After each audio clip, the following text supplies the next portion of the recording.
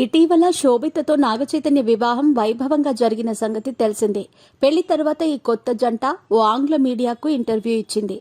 అందులో వీరిద్దరూ వారి పరిచయం, ప్రేమ గురించి మాట్లాడారు. మొదటిసారి 2018లో నాగార్జున ఇంటికి వెళ్లినట్టు శోభిత తెలిపింది. 2022 ఏప్రిల్ తర్వాత చైతుతో తన స్నేహం మొదలైనట్టు తెలిపారు. 2022 ఏప్రిల్ నుంచి నాగచైతన్యను ఇన్స్టాలో ఫాలో అవుతున్నట్టు శోభిత తెలిపారు. నాకు ఫుడ్ అంటే చాలా ఇష్టం.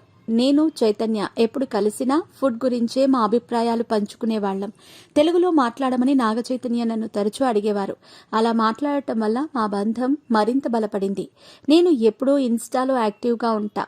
నేను పెట్టే గ్లామర్ ఫోటోలు కాకుండా స్ఫూర్తివంతమైన కథనాలు, నా అభిప్రాయాలకు సంబంధించిన పోస్టులను నాగచైతన్య లైక్ చేసేవారని అన్నారు. మీ పెట్స్ కి గ్రూమింగ్ నుంచి బర్త్డే సెలబ్రేషన్స్ వరకు అన్నింటిలో మంచి ఆఫర్స్ ని మాయా టైల్స్ అండ్ ట్రయల్స్ వారు మీ ముందుకి తీసుకుని వచ్చారు. ఎక్కడో కాదు, మన బాజ్పల్లిలో. Phone number 8985555318. మొదటిసారి ముంబైలోని ఓ కేఫ్ లో చైతన్యను కలిసినట్టు శోభిత చెప్పారు. అప్పుడు చైతన్య హైదరాబాద్, నేను ముంబైలో ఉండేవాళ్లం. నా కోసం హైదరాబాద్ నుంచి ముంబై వచ్చేవారు. మొదటిసారి మేము బయటకు వెళ్లినప్పుడు నేను రెడ్ డ్రెస్, చైతన్య బ్లూ సూట్లో ఉన్నాడు. ఆ తర్వాత కర్ణాటకలోని ఓ పార్క్కి వెళ్ళాం. అక్కడ కొంత సమయం గడిపాం. ఒకరికొకరం గోరింటాకు పెట్టుకున్నాం. ఆ తర్వాత అమెజాన్ ప్రైమ్ ఈవెంట్కి వెళ్ళాం. అప్పటి నుంచి జరిగిందంతా అందరికీ తెలిసిన విషయమే అని నటి గుర్తు చేసుకున్నారు. నాగచైతన్య కుటుంబం నూతన సంవత్సర వేడుకలకు తనను ఆహ్వానించినట్టు శోభిత తెలిపింది.